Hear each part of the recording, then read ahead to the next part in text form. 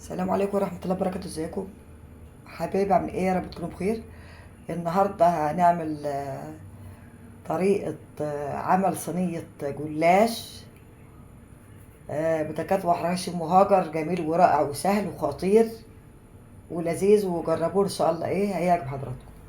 هنجيب لفة جلاش، ونحط 4 ورقات جلاش فوق بعض وندهنهم سمنة، وقبل ما ندهنهم سمنة نروح ايه مقطعينهم بشكل مربعات 3 قد بعض.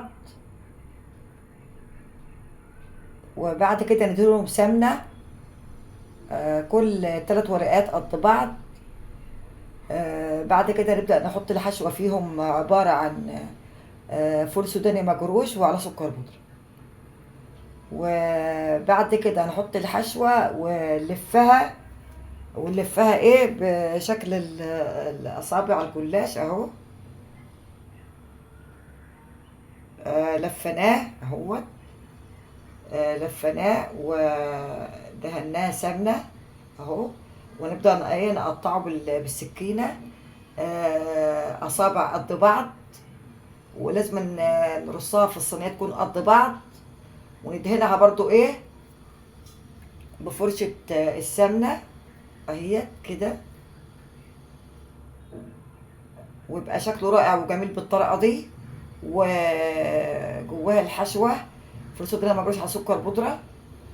وبعد كده بعد ما نخلص الكمية كلها نبدأ نولع الفرن. احنا هنولع الفرن قبل ما نشتغل في ايه في صينية الجلاش،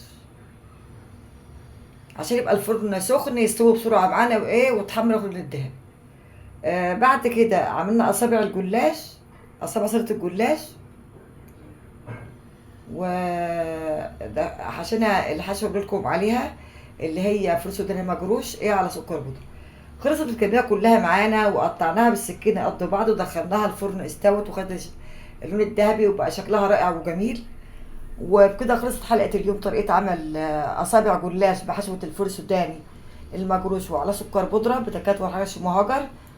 وأشكركم، وقبل ما أقول لكم مع السلامة، لو عجبتكم وصفة اليوم، طريقة عمل صينية جلاش جميلة ورائعة وسهلة ولذيذة، جربوها إن شاء الله تعجب حضراتكم.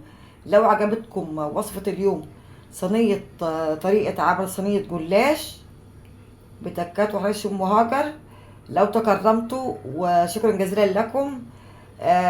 تعملوا لي، مش تنسوا تعملوا لي لايك واشتراك في قناة مهاجر أكلات مصرية، وتفعلوا لي